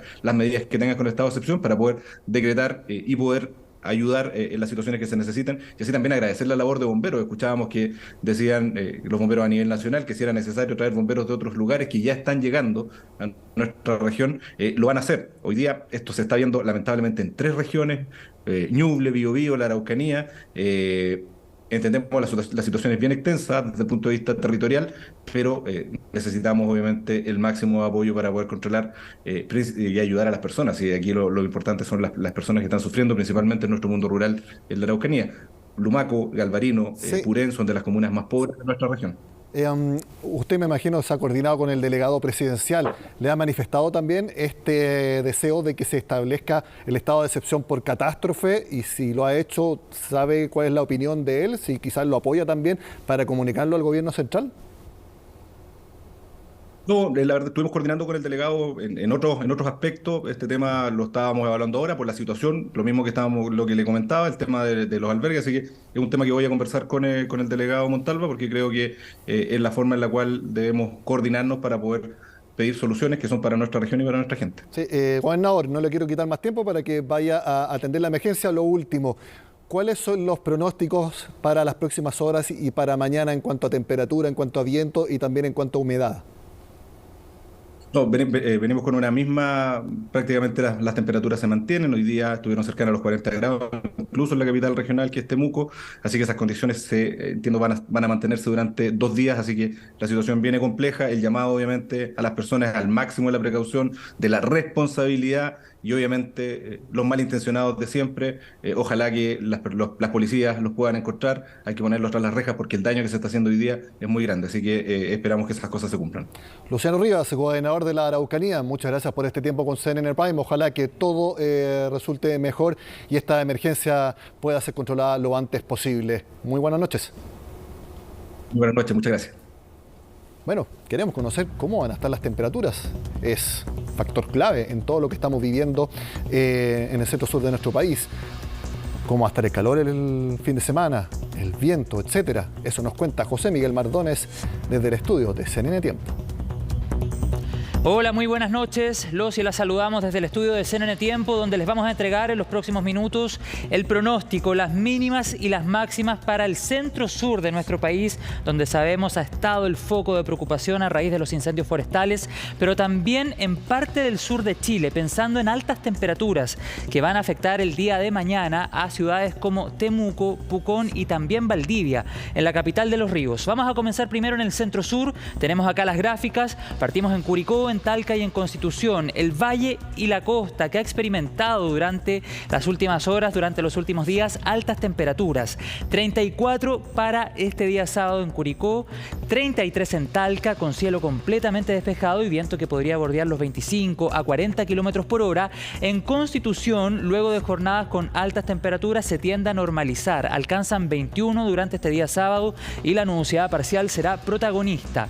Y nos vamos ahora a la zona que nos ha mantenido preocupados a raíz de los incendios forestales. Vamos a comenzar en Chillán, por ejemplo, que para este día sábado espera una máxima de 35 con una mínima de 16. Se mantiene el cielo despejado, pero a diferencia de lo que sucedió durante este día viernes, la máxima baja y baja bastante en comparación a lo que se registró durante este día viernes, con máximas que alcanzaron los 41, 42 grados en algunas zonas cercanas a la capital regional, del Ñuble. Eso sí, otro cambio que se experimenta este día sábado tiene que ver con el viento. Si las ráfagas de viento en Chillán, en Concepción y en Los Ángeles durante este día viernes bordearon los 50, 54 kilómetros por hora, para el sábado el viento debería estar entre los 25 y 40 kilómetros por hora, de acuerdo, nos ha informado la Dirección Meteorológica de Chile. Siguen altas las temperaturas en Chillán, sin embargo no tanto como este día viernes, 35 para el sábado. En Concepción se vive una baja considerable, con temperaturas que superaron los 33 durante este día viernes, baja considerablemente para el sábado, alcanzan 19. El cielo estará nublado también, a diferencia de lo que se vivió durante esta jornada. Y otro componente favorable también en la zona de Concepción es la humedad. Sube considerablemente, lo cual es muy, pero muy importante al momento de enfrentar un incendio forestal o también de evitarlo. Por el otro lado, en Los Ángeles, atención con esta zona, se mantienen altas las temperaturas. No tanto como el día de hoy, pero de todas formas es una temperatura altísima. 38 grados pronosticados para Los Ángeles, con una mínima de 15, cielo completamente despejado e índice UV en nivel extremo. Vamos a revisar también qué pasará en otra zona de nuestro país. Ya ingresamos al sur de Chile y vamos a partir hablando de la región de la Araucanía. Mucha atención en este tramo de nuestro país. 39 grados pronosticados a la sombra en el centro de la ciudad de Temuco, capital de la región de la Araucanía. Pero de acuerdo a lo que nos ha informado la Dirección Meteorológica, en valles cercanos a la ciudad de Temuco, en valles cercanos a la capital regional, la temperatura máxima para este día sábado podría alcanzar incluso los 42 grados. Y además a aquello le debemos agregar el componente del viento, que de acuerdo al pronóstico debería bordear los 60 kilómetros por hora. Por lo tanto, las condiciones no son para nada favorables. Y es aquí, sobre todo ante estas circunstancias, cuando más debemos reforzar las medidas preventivas y entender que cada uno de nosotros tiene un rol que jugar en esta historia, tiene responsabilidad para prevenir, pero también para denunciar actitudes sospechosas. 130 es el número que ha dispuesto CONAF para hacer aquellas denuncias. Ya les decía, 39 en Temuco, 42 en valles cercanos. Pucón y Villarrica, 39 grados, con una mínima de 16 y cielo completamente despejado. En el caso de Valdivia también es llamativo, estamos hablando ya de lleno del sur de nuestro país, 38 grados pronosticados para este día sábado, con una mínima de 13, una gran oscilación entre la mínima y la máxima, y máximas que se van a generar a eso de las 5 de la tarde y que duran bastante, no duran 30 minutos, no duran 20 minutos, sino estamos hablando de un par de horas. Por lo tanto, a extremar las medidas de cuidado. 38 en la capital de Los Ríos. Revisamos ahora Osorno, Puerto Montt y Castro a propósito de la zona sur de nuestro país. Temperatura alta para Osorno, 31 en este día sábado como máxima, mínima de 10, cielo despejado. Despejado en Puerto Montt, máxima de 23 y 26 en Castro con nubosidad parcial, como lo revisamos en la pantalla de CNN Chile. Bien, vamos a hacer ahora una revisión por la región metropolitana. ¿Se mantienen o no se mantienen las altas temperaturas para este día sábado? Lo vamos a ver en nuestra pantalla. Comenzamos en Curacaví, en Melipilla y en Colina. Altas temperaturas que superan sí o sí el umbral de los 30. 33 en el caso de Curacaví, 30 en Melipilla, 34 en Colina, 32 en el sector céntrico de nuestra capital. En todo el territorio prácticamente cielo despejado e índice UV en nivel extremo. Así es que además de prevenir incendios forestales, tenemos que estar muy pero muy pendientes a prevenir ciertos efectos que tiene el calor sobre nosotros. Por lo tanto, hidratarse 2 litros como mínimo al día, bloqueador solar y a no salir de la casa si no es estrictamente necesario. Ya les decía, 32 en el sector céntrico de la capital, siempre estas máximas consideradas a la sombra, 33 en el sur de la región metropolitana, me refiero a Paine y comunas cercanas, 31 en San José de Maipo, y podríamos decir que San José de Maipo y los alrededores serán el único sector de la región metropolitana donde las nubes tendrán una presencia, en este caso a través de la nubosidad parcial. Ya les decía, y lo indica también la gráfica, índice UV en nivel extremo. Bien, vamos a hacer ahora, antes de finalizar este despacho, la proyección, lo que nosotros en CNN Tiempo llamamos el pronóstico extendido. Ya les entregamos el día sábado, vamos al domingo y también a varios días que tenemos por delante. Vamos a comenzar precisamente en la jornada de día domingo con una máxima de 31 como promedio para la región metropolitana. 32 el lunes, 32 el martes, atención con el miércoles y el jueves. 35, 36 grados debiese ser la máxima ya avanzada la próxima semana. Las mínimas se mantienen estables, el cielo también se mantiene despejado. Lo vamos a estar actualizando y por supuesto ante cualquier novedad lo vamos a llevar a la pantalla de CNN Chile. Quedamos conectados, hacemos la invitación a conversar en las redes y por supuesto a la actualización constante como siempre en CNN Chile, en todos nuestros informativos y aquí también en CNN Tiempo. Buenas noches. Dejamos de cubrir por el momento la situación de los incendios y vemos otras informaciones acá en CNN Prime. Si la información, por supuesto, lo amerita, vamos a volver. Se designó a Raúl Arancibia como fiscal preferente para investigar los homicidios en Tarapacá. La decisión se toma por el aumento de los asesinatos en esta zona del país. De hecho, en enero hubo 11 de estos delitos, es decir, 1 cada 2,7 días. Los detalles en el informe de Macarena Román.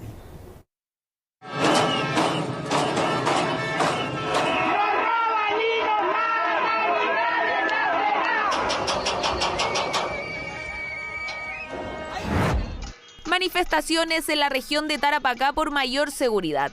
A través de marchas, cacerolazos y gritos, los residentes piden frenar los homicidios que se han hecho cada vez más comunes en la zona. ¡No están matando en tu propia cara! ¡Despierten! ¡Despierten!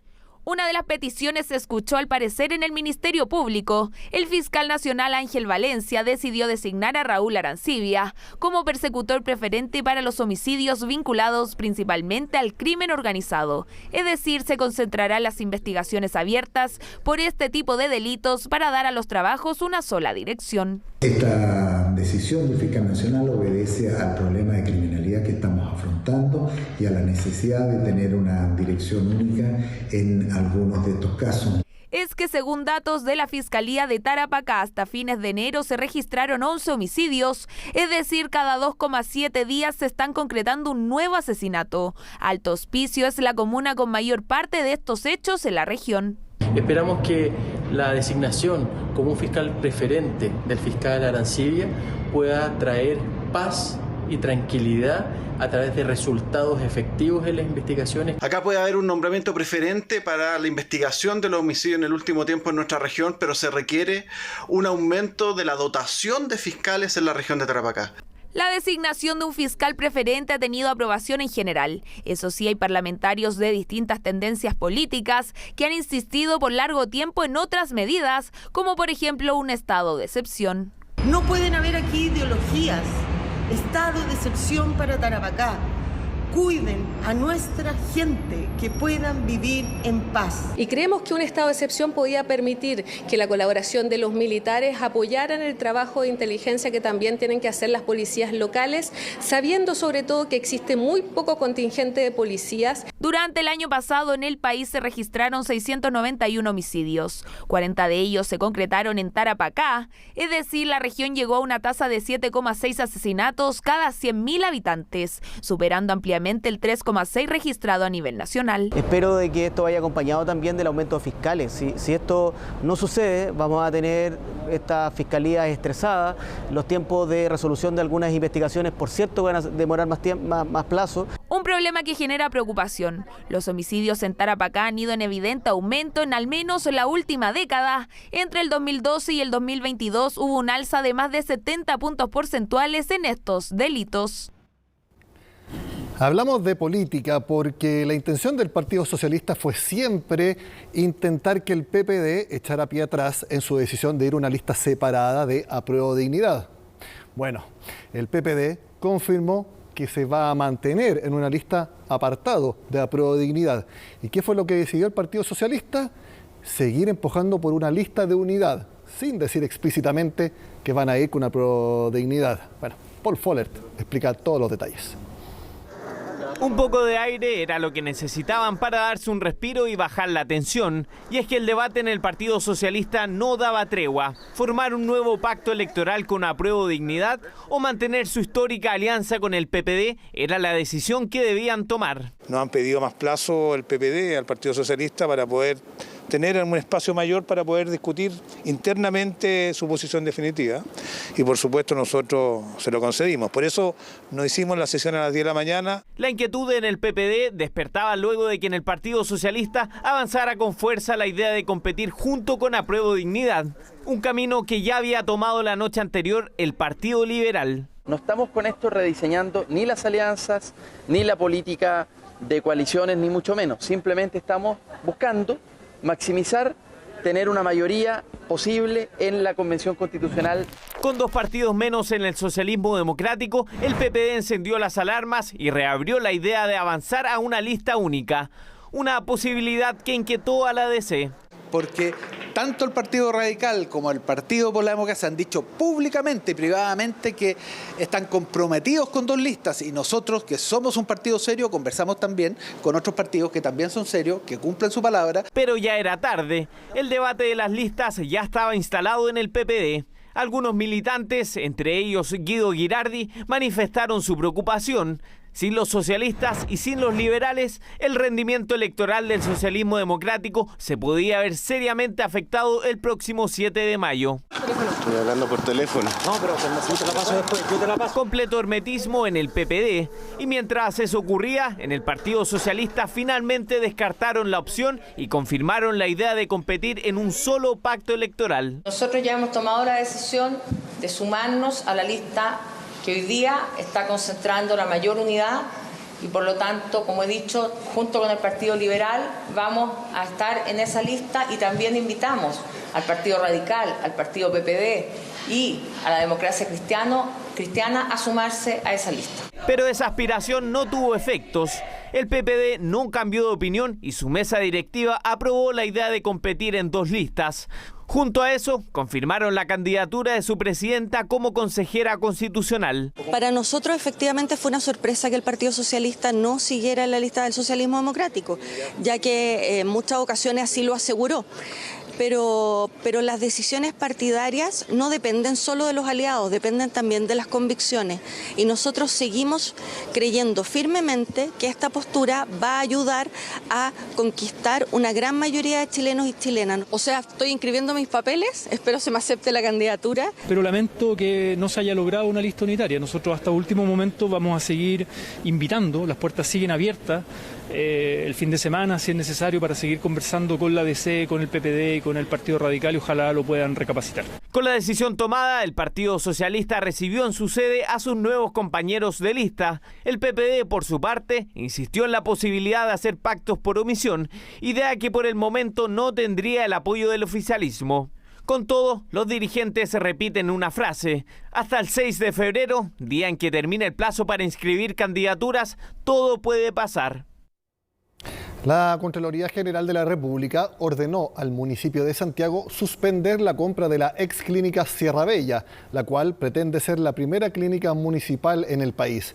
Esto luego de que el conservador de bienes raíces denegara la inscripción de la propiedad. ¿Por qué sucedió esto? Lo vemos en la nota de Ángela Rayman.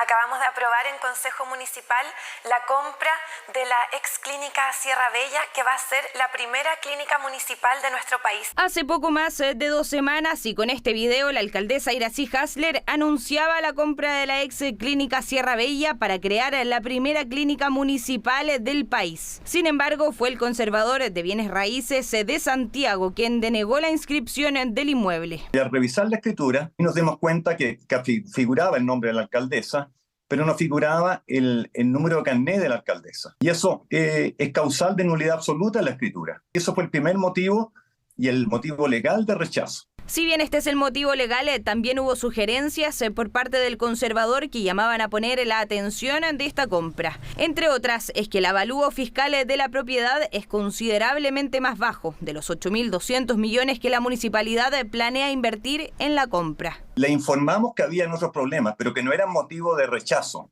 Uno, el problema del valor, de la diferencia de valor entre la compra-venta anterior, que era alrededor de 2.000 millones, y la compraventa que estaba haciendo de la municipalidad, que eran 8.200 millones, si en 3 cuotas, algo así era.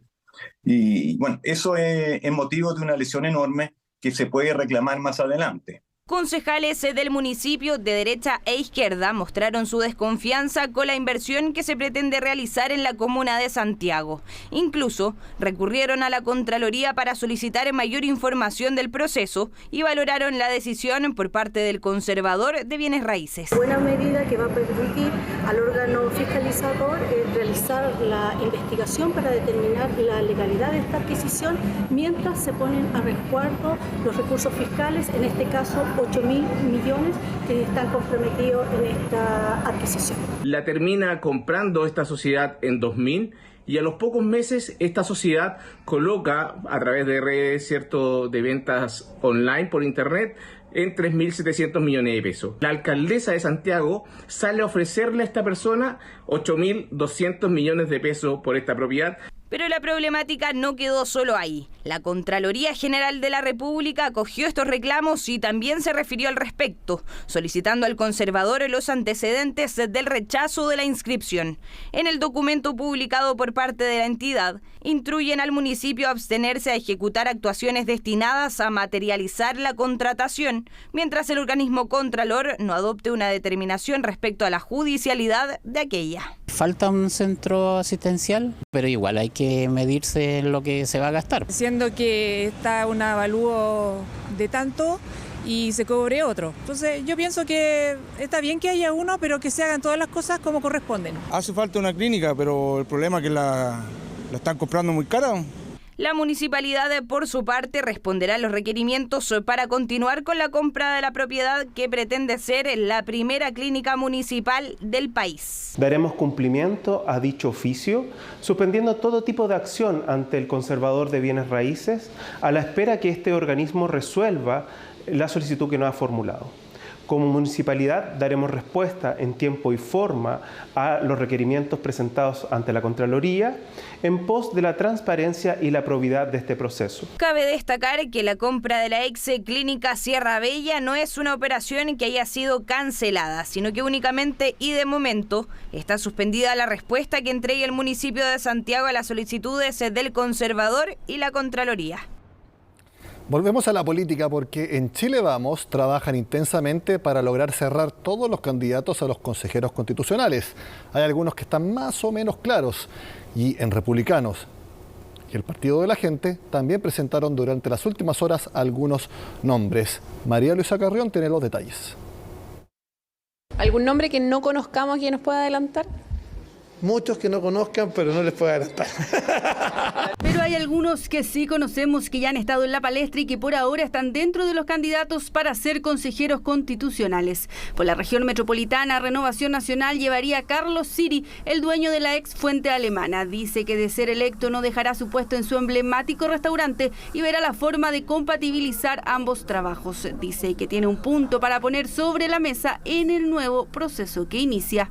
Para empezar, que estuviera como un derecho fundamental que el Estado sea responsable de la seguridad de los ciudadanos. No garante, no que va a tener la obligación, que aquí, que allá, no, la palabra responsable. Porque cuando tú ocupas la palabra responsable, no solamente te tienes que encargar del tema, te tienes que ocupar, sacarlo adelante y eres responsable del resultado. Es independiente y hubo otros que lo sondearon. Cuenta que lo llamaron incluso desde Evópoli, partido que por la región metropolitana ya tiene lista su dupla, el exministro y exalcalde de Santiago, Jaime Rabinet, quien este jueves aceptó el desafío y llegó hasta la sede del partido. Allí se reunió con su pareja en la papeleta, la presidenta de la colectividad y exministra de Transportes, Gloria Huth. Este viernes Chile Vamos en pleno siguió afinando el listado de candidatos. Es un proceso dinámico, en permanente movimiento. Cuando uno de los partidos hace un cambio, generalmente afecta las decisiones de otros partidos. Así es que seguimos en eso. Esperamos al final del día de hoy tener ya una aproximación de lista completa. Quien ya estaría casi seguro en la papeleta por la UDI, también por la región metropolitana, es el exalcalde de Estación Central y exministro del Interior, Rodrigo Delgado. Este sábado tanto la UDI como Evópoli tienen sus consejos generales, por lo que se espera que Chile Vamos inscriba el lunes su pacto y candidatos. Se han incorporado no solamente a los 3 partidos de Chile Vamos, Renovación Nacional, la UDI y Evópoli, sino también propuestas de candidatos que han surgido desde Demócrata y también de otros movimientos de la sociedad civil y del centro. Trabajo intenso en Chile Vamos para completar una lista que hasta este viernes por la mañana aún tenía algunos cupos vacíos. El Partido Republicano, en tanto que irá solo y ya descartó la opción de realizar pactos por omisión, también podría inscribir a sus candidatos el lunes. Tenemos al profe Silva, Luis Alejandro Silva, un destacado abogado, profesor de Derecho Constitucional, doctor en Derecho, ha hecho un trabajo político por el Partido Republicano en el Distrito 13 muy importante. A él lo acompaña también y yo creo que habla un poco del complemento que estamos buscando, Macarena Bravo, que es prosecretaria de nuestro partido. Quienes también irán solos en la papeleta sin otra colectividad son los candidatos del Partido de la Gente. Su Consejo General ratificó esta opción. Esperan llegar con nombres en todas las regiones. Nosotros hemos puesto algunas exigencias que son súper importantes que se dieron en la campaña anterior. Nosotros tenemos test de droga para todos nuestros candidatos y test psicológico para todos nuestros candidatos, que eso también es súper importante dejarlo claro. Aún hay algunas regiones en las que el PDG hará primarias, como en Los Ríos, donde se realizará este sábado. Planean inscribir candidatos entre el domingo y el lunes. Sergio Ríos es uno de ellos. Dentro de nuestras primeras preocupaciones son el tema de la seguridad, que es algo que ya se está descontrolando en nuestra región, el tema de la migración, la salud, porque no es posible que tengamos que seguir tratando a nuestros enfermos teniendo que cruzar la frontera para llegar a Tacna. Oposición que se prepara y ya trabaja contra reloj. Este lunes 6 de febrero a las 23:59 horas vence el plazo para formalizar los pactos electorales y declarar las candidaturas para las elecciones que se realizarán en mayo. Finalmente, el Ministerio de Salud acordó una salida legislativa a la crisis de las ISAPRES, una ley corta que será ingresada en marzo. Esto irá en un camino paralelo a la decisión de la superintendencia, que debe definir de qué forma las aseguradoras darán cumplimiento al fallo de la Corte Suprema. El consenso va desde la izquierda hasta republicanos, centro político incluido. De ninguna forma se deben inyectar recursos fiscales a las ISAPRES, sino más bien pensar en proteger a los afiliados. Ese es uno de los principios que estableció la mesa parlamentaria desarrollada este viernes en el MinSal, donde las comisiones de salud de ambas cámaras iniciaron el trabajo para una ley corta que pueda proteger a los usuarios de ISAPRES en caso de quiebra. El gobierno ha escuchado, no nos ha entregado ninguna propuesta en concreto. El gobierno ha escuchado escuchado, ha recibido, pero hay que hilar fino, porque aquí una palabrita rara o una palabrita mal colocada puede significar una protección al abuso que han cometido claramente las ISAPRES. El mandato judicial es claro, no hay interpretación mía. Estamos en un callejón sin salida y por eso que le pedimos a la ministra y le pedimos al director de FONASA como un favor especial. Por favor, saque todo lo ideológico. Yo también encuentro que han sido sumamente abusivas, pero hoy día concentrémonos en aquellos 3.300.000 personas que harían colapsar el sistema público de salud.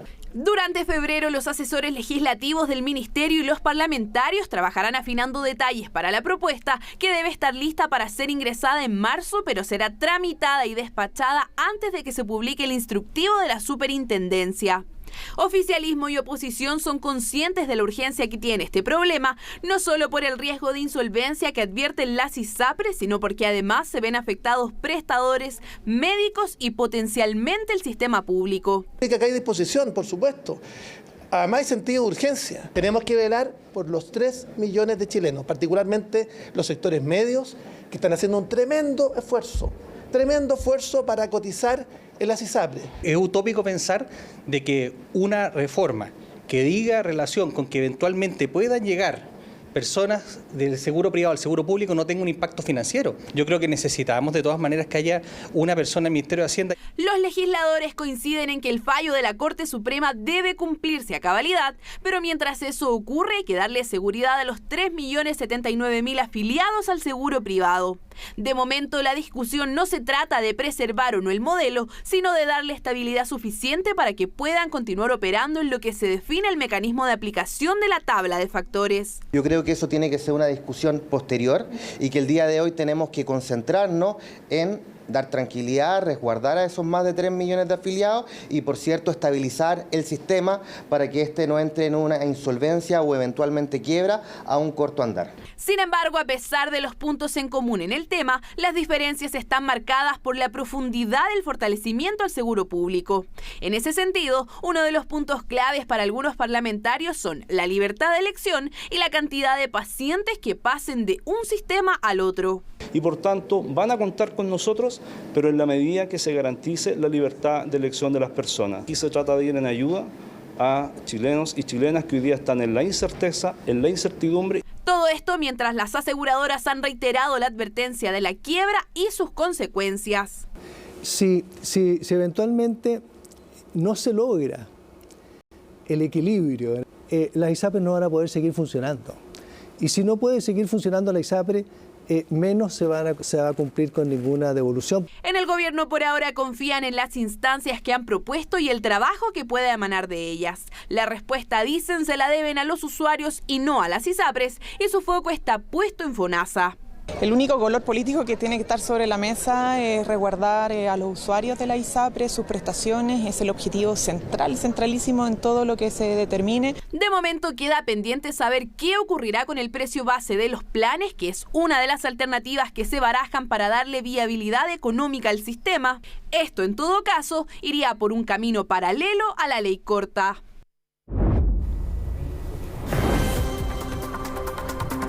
Generalmente los globos son motivos de festividad, de cumpleaños, de celebraciones, de gente contenta. Sin embargo, en el ámbito internacional, desde hoy, un globo provoca un enorme conflicto diplomático entre China y Estados Unidos. Es parte de los que nos cuenta Jacinta Molina en el Comentario Internacional. Buenas noches, Jacinta. ¿Cómo estás, Nico? Buenas noches. Claro, y nada más ni nada menos que entre las dos potencias mundiales que ya vienen en los últimos meses con un historial de tensiones, las que se han agravado a raíz de este episodio.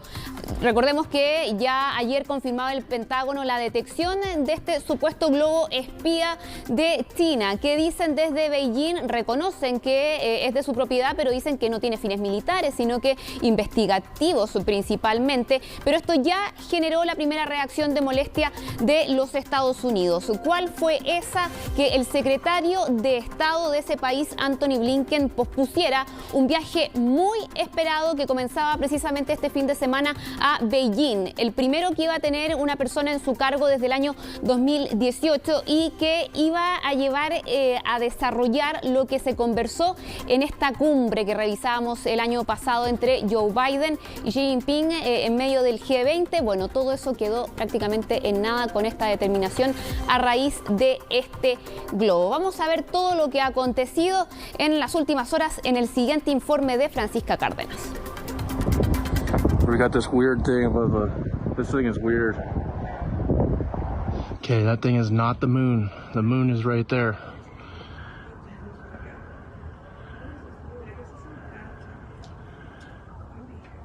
This thing is so weird. Así de sorprendidos estaban los habitantes de Montana, al noroeste de Estados Unidos, cuando vieron ese objeto blanco en el cielo. Todos se preguntaban qué era eso que observaban sobre sus cabezas. Pensé que era una estrella, pero me pareció una locura porque era pleno día y cuando la miré era demasiado grande para ser una estrella. Al principio, cuando lo vimos por primera vez, pensamos que era ese cometa del que todo el mundo hablaba en las noticias recientemente. Pero no eran los únicos que se lo preguntaban. En el Pentágono empezaron a vigilar aquel objeto blanco hace días y el jueves en la noche comunicaron sus sospechas. Un presunto globo espía chino. La preocupación se extendió en Estados Unidos, dado el lugar donde se encontró el dirigible. Montana es un estado poco poblado, pero militarmente estratégico. Ahí se encuentran varias bases militares estadounidenses y una de ellas alberga misiles balísticos intercontinentales con capacidad nuclear. China es un país responsable que siempre ha acatado estrictamente las leyes internacionales y no tiene intención de violar el territorio y el espacio aéreo de ningún país soberano. En cuanto a este asunto de globo, estamos en proceso de comprender y verificar la situación. Posteriormente, el régimen chino pidió disculpas y confirmó que el dirigible era de su propiedad, aunque negó que se tratara de un elemento militar. Según Beijing, el globo es de naturaleza civil, suele usarse para investigaciones meteorológicas y se habría desviado de su ruta programada debido a los vientos y su limitada capacidad de control. Explicación que no convenció a Washington. Sabemos que es un globo de vigilancia y no voy a poder ser más específico que eso. Sabemos que el globo ha violado el espacio aéreo de los Estados Unidos y el derecho internacional, lo cual es inaceptable. Actualmente evaluamos que el globo no presenta una amenaza militar o física para las personas en tierra en este momento. El Departamento de Defensa no quiso dar más detalles, pero sí confirmó que el dirigible flota sobre el centro del país, moviéndose hacia el este, y que no cuenta con tecnología para recabar datos de inteligencia sensibles. Dada su elevada altura, sobre los 18 kilómetros superior a la utilizada por las aerolíneas comerciales, no representa un peligro para la aviación civil, pero sí un daño para las ya complejas relaciones diplomáticas entre las dos potencias. Y es que el episodio llevó al secretario de Estado estadounidense Antony Blinken a posponer la visita a Beijing, que comenzaría este domingo. A la luz de la acción inaceptable de China, he pospuesto mi viaje planeado este fin de semana a China. Los miembros de mi equipo consultaron con nuestros socios en otras agencias y en el Congreso, también a nuestros aliados y socios cercanos para informarles de la presencia del globo de vigilancia en nuestro espacio aéreo. Llegamos a la conclusión de que las condiciones no eran propicias para una visita constructiva en este momento. La drástica decisión echaba por tierra los intentos por limar las asperezas entre ambos países que comenzaron tras la cumbre entre Joe Biden y Xi Jinping en Bali a finales del año pasado. Fue en ese encuentro que se gestó el viaje que emprendería Blinken este fin de semana, el que además sería el primero de un jefe de la diplomacia estadounidense desde 2018. No es la primera vez que un globo como estos es detectado por la inteligencia norteamericana, pero los expertos señalan que esta vez es distinto debido al tiempo que el globo ha estado volando. Han hecho esto antes, pero no es común, y se cree que está merodeando más tiempo que los globos de vigilancia anteriores que los chinos han enviado. Se estima que su tamaño equivale a 3 autobuses. Está bastante claro que China y el presidente Xi han sido mucho más agresivos sobre su presencia militar en el mar de China Meridional, sus amenazas a Taiwán, su enfoque en general para gobernar en el pasado, y esto plantea preocupaciones. Y por esa razón creo que es muy importante que Estados Unidos tome las medidas que sean necesarias para poder hacer frente a cualquier amenaza. Así este impasse se suma a la lista de tensiones recientes entre los dos países más poderosos del mundo, como la guerra comercial iniciada durante el gobierno de Trump, la visita de la expresidenta de la Cámara de Representantes Nancy Pelosi a Taiwán y ahora último la molestia en Beijing tras el acuerdo que permitirá a Estados Unidos aumentar su presencia militar en Filipinas, cerca de China. Ahora, si es que llegara a ser un elemento de espionaje por parte de China, bien burdo, porque si lo podían ver las personas desde la tierra, de sigiloso no tenía nada. Y lo otro también, me imagino que debe haber despertado críticas dentro de Estados Unidos, como un globo así de fácil entra directamente a espacio aéreo estadounidense.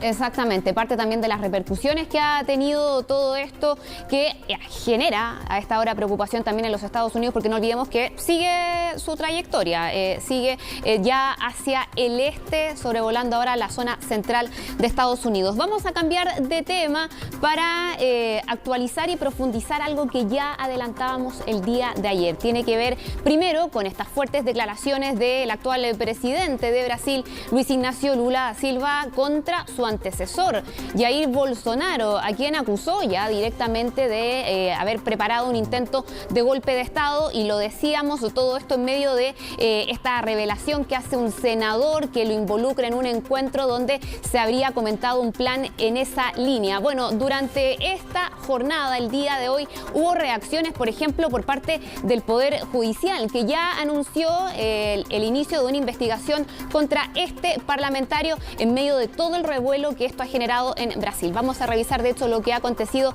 en ese país en el informe de Kevin Reynolds.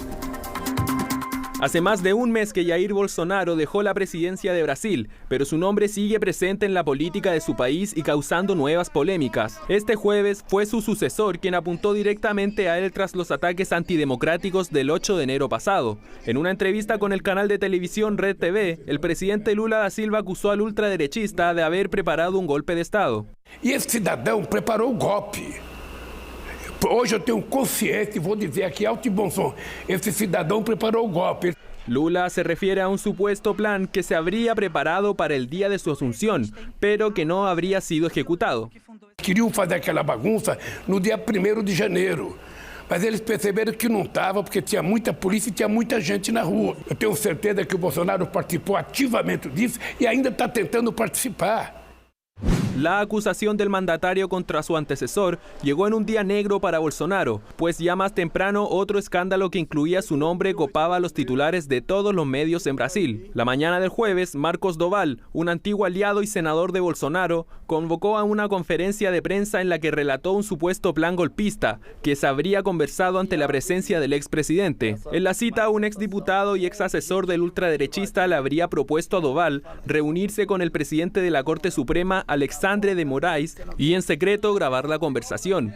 El supuesto plan contemplaba que el legislador lo incitara a decir algo que cuestionara el resultado de la elección presidencial para crear una crisis de institucionalidad que evitara la toma de posesión de Lula. La idea era que ellos instalaran el equipo de grabación. Habría un vehículo cercano a la Corte Suprema capturando el audio y yo, en esta reunión con el ministro Alexandre, lo incitaría a decir que él traspasó los límites constitucionales en el proceso.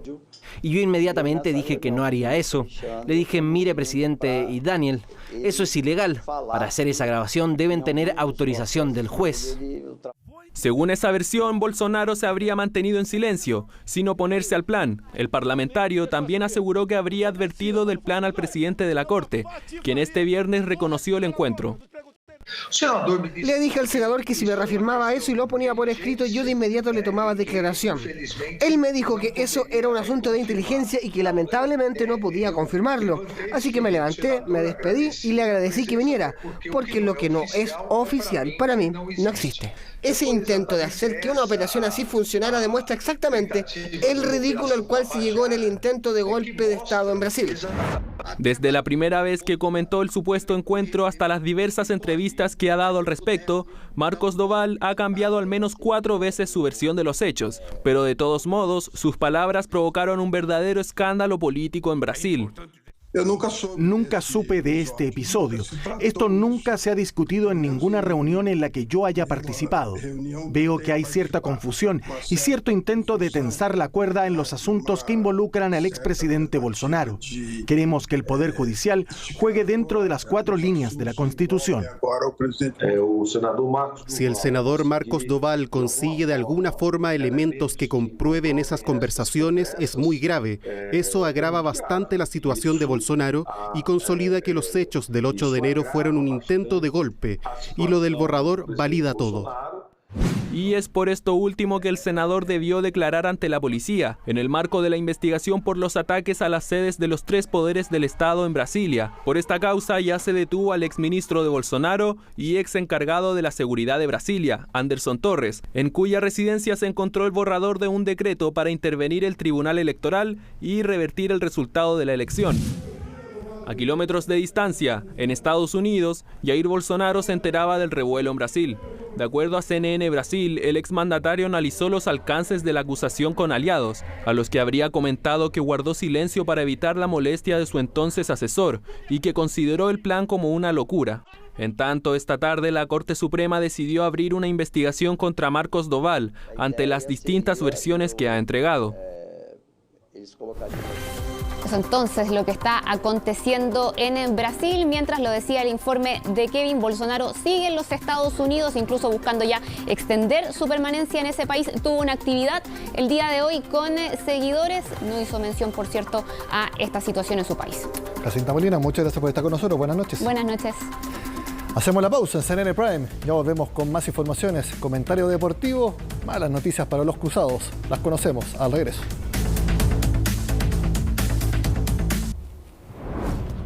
Tenemos la información de último minuto porque luego de que estuviera en el Biobío y Ñuble por los incendios, el presidente Gabriel Boric volvió a Santiago y ya está en La Moneda reunido con la ministra del Interior, Carolina Toá, por supuesto, monitoreando la evolución de la catástrofe que está sucediendo en la zona centro-sur de nuestro país. Precisamente viendo estas imágenes, yo les cuento de las últimas evacuaciones que ha ordenado la autoridad. Hace 20 minutos se ordenó evacuar el sector de Ranchillo Bajo, esto es la comuna de Yungay, en el Biobío, y también hace media hora se solicitó evacuar los sectores de O'Higgins y Palermo, esto es en Mulchen, también en el Biobío. Con estas imágenes despedimos esta edición de CNN Prime, por supuesto, casi totalmente dedicada a la catástrofe que vive nuestro país por los incendios en Ñuble, Biobío, la Araucanía y también algunos sectores del Maule. Cuando la información lo amerite, por supuesto que la tendremos acá en CNN Chile. Ahora viene CNN Tiempo, vamos a conocer cómo vienen las temperaturas muy altas en prácticamente todo el país y posteriormente una nueva edición de CNN Magazine. Viene 3 de febrero, así estuvo nuestro país y el mundo. Somos CNN Chile. Muy buenas noches.